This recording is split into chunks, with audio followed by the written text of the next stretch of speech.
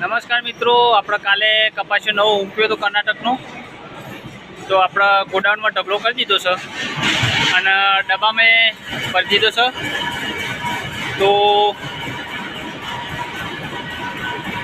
આ ડબ્બામાં કપાસિયો આવે ચાઇનામાં, અને ચાઇનામાં ચરાઈને પછી મશીનમાં જાય.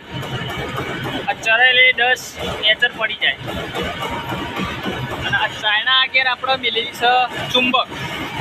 આપણે પેલું લોચુંબક કીને એરીએ એ લોખંડ કદાચ આવે તો એ ચોટી જાય. અને હોય ઉપર આપણે ચુંબક એક મેલેલું છે એટલે લોખંડ જઈ ના આગળ અને નેચર ડસ્ટ પર માટી ચડાઈ જાય અંદર. તો ચાઇનો ચડાઈ જાય છે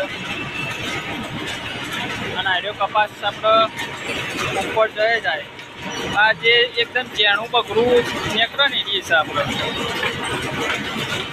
એરિયા આવે જાય અંદર. આપણું મશીન ચાલુ છે અત્યારે.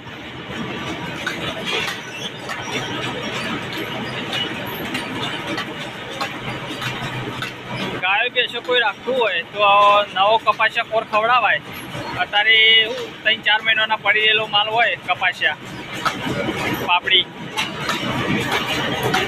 જૂનો માલ અત્યારે હોય જીવડોમાં પડ્યો હોય ને એવો માલ ખવડાવો હોય. નાખેથી લાડો લે સારું ઓઇલ મિલમાં આવીને તમારે તાજો માલ લઈ જવાય.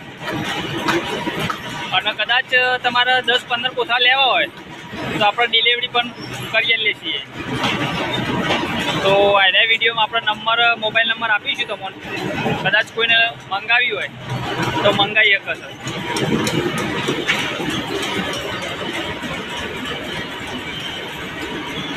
એ આપણું ગોડાઉન છે,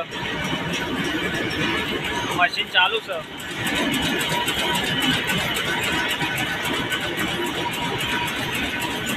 આ એરિયા મશીનની કેટલી ભરાઈ જાય એટલે મશીન બંધ કરી દેવાનું. ઓટોમેટિક જ છે બધું.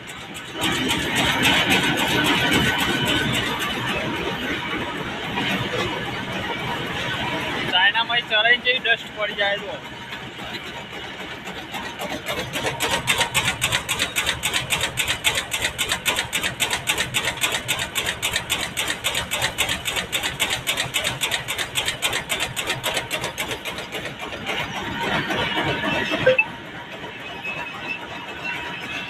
કપાસિયો આ રીતના મળે.